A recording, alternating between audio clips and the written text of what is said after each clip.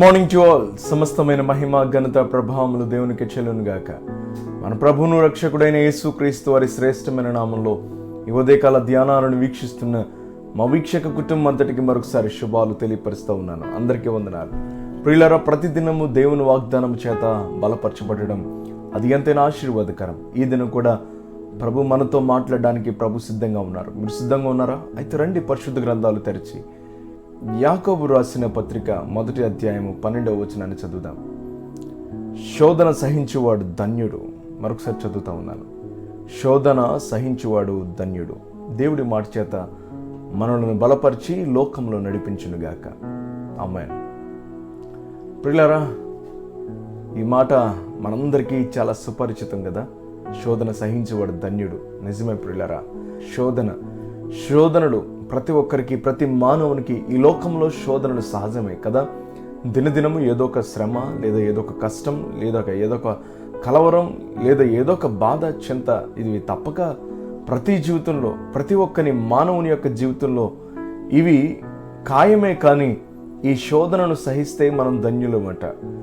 ప్రతిదినము శోధన మన మీదకు వస్తూ ఉందంటే ప్రియులారా, అది దేవుడు మనకు అనుగ్రహించినటువంటి శోధన కాదు. దేవుడే నన్ను శోధిస్తున్నాడు అనేటువంటి మాటతో కానీ ఆలోచనతో కానీ మనం ఉండకూడదట. ప్రభు మనం శోధించేవాడు కాదు. ఈ మాట క్రింద అంటాడు, ఆయన మనకు శోధన వస్తూ ఉందని దేవుడే నన్ను శోధిస్తున్నాడేమో, దేవుడు నాకు శ్రమ పెడుతున్నాడేమో, దేవుడే కష్టం నాకు ఇచ్చాడేమో అని అనకూడదు. ఆయన శోధించేవాడు కాదు. ఎవరికి శ్రమ ఉంటుందంటే పాపము చేయ వరకు శ్రమ ఉంటుంది. ఆ మాట కూడా కిందే ఉంటుంది. ప్రతివాడును తన స్వకీయ దురాశ చేత ఏడవబడతారని, భయంకరమైనటువంటి శ్రమను పొందుతారని ఈ మాట క్రింద ఉంటుంది ప్రియులారా. కనుక మన స్వంత పాపముల ద్వారా మనం ఏదైనా దురాశ చేత పాపము చేస్తే, ఏదైనా దురాశలు లేక పాపాలు మన జీవితంలో ఉంటే దాని ద్వారా మనకు శోధన వస్తుంది. కానీ ప్రియులారా, మనము నిజంగానే నీతిగా బ్రతికితే, దేవునికి అనుకూలంగా బ్రతికితే మనకు శోధన రాదు ప్రియులారా. ఒకవేళ నీతిగా బ్రతికినా కూడా, పరిశుద్ధంగా బ్రతికి, దేవునికి అనుకూలంగా బ్రతికి, ఆయన చిత్తానికి అనుకూలంగా బ్రతుకుతూ ఉన్నప్పుడు కూడా ఒకవేళ మన జీవితంలో శోధన లేదా కష్టం, శ్రమ వచ్చిందనుకోండి, అలాగా శోధనను సహిస్తూ ఉంటే గనక మనము ధన్యులము అనేటువంటి మాట పేతురు రాసిన 1వ పత్రికలో 3వ అధ్యాయం 14వ వచనంలో చూస్తాం ప్రియులారా. ఒకవేళ శోధన నీతి నిమిత్తము కూడా శోధన మనకు వచ్చిందనుకోండి, దాన్ని సహిస్తే, దాన్ని అనుభవిస్తూ ఉంటే, దాన్ని భరిస్తూ ఉంటే మనము ధన్యులమే అనేటువంటి మాటను చూస్తాం ప్రియులారా. ధన్యులు దేవుని యొక్క పరలోక రాజ్యములో క్షేమంగా ఉంటారు, పరలోక రాజ్యపు వారసత్వాన్ని పొందుకుంటారు అనేటువంటి మాటను కూడా చూస్తాం ప్రియులారా. మత్తయి శుభవార్త 10వ అధ్యాయంలో కూడా ఒక మాట ఉంటుంది, అంతము వరకు సహించేవాడు రక్షింపబడతారట.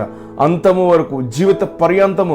ఒకవేళ శోధన మీద శోధన మన మీదకు వస్తూ ఉందా, ఒకవేళ నీతిగా బ్రతుకుతూ, పరిశుద్ధంగా బ్రతుకుతూ, పవిత్రంగా జీవిస్తూ, దేవునికి అనుకూలంగా బ్రతుకుతూ ఉన్నప్పుడు కూడా మనకి శోధన వస్తే, ఒకవేళ శ్రమలు మన జీవితంలోకి వస్తే సహిస్తే ప్రియులరా ధన్యులమవుతాం. అంత మాత్రమే కాదు, అంతము వరకు సహిస్తే మనం రక్షించబడతాం.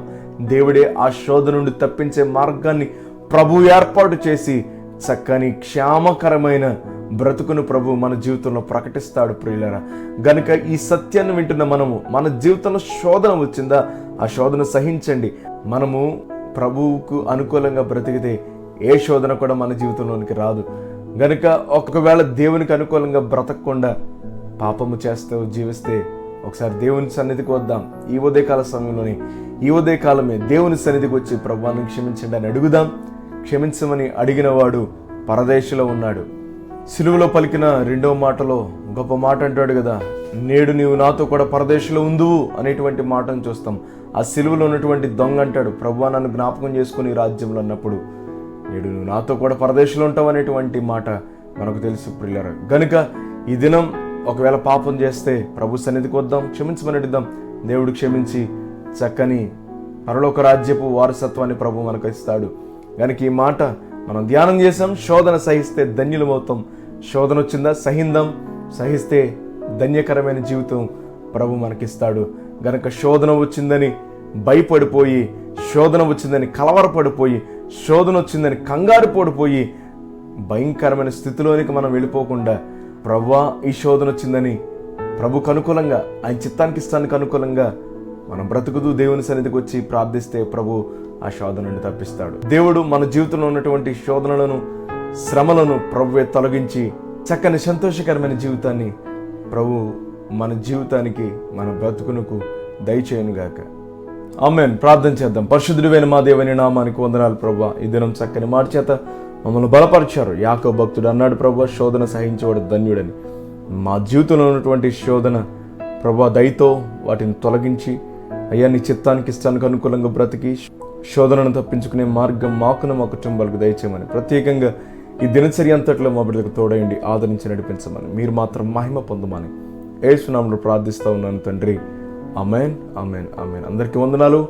God bless you. Have a wonderful day. దైవజనులు చెప్పబడిన వర్తమానాల ద్వారా బలపరచబడినట్లయితే ఈ లింకును అనేకులకు షేర్ చేసి మా ఈ పరిచర్యను సహకరించి ప్రోత్సహిస్తూ మీరు కూడా ఈ పరిచర్యలో ఒక కుటుంబం కావాలని ఆశిస్తున్నాము. ప్రత్యేక ప్రార్థనా అవసరతల కొరకు సంప్రదించండి. మా ఫోన్ నెంబర్ 9618208081.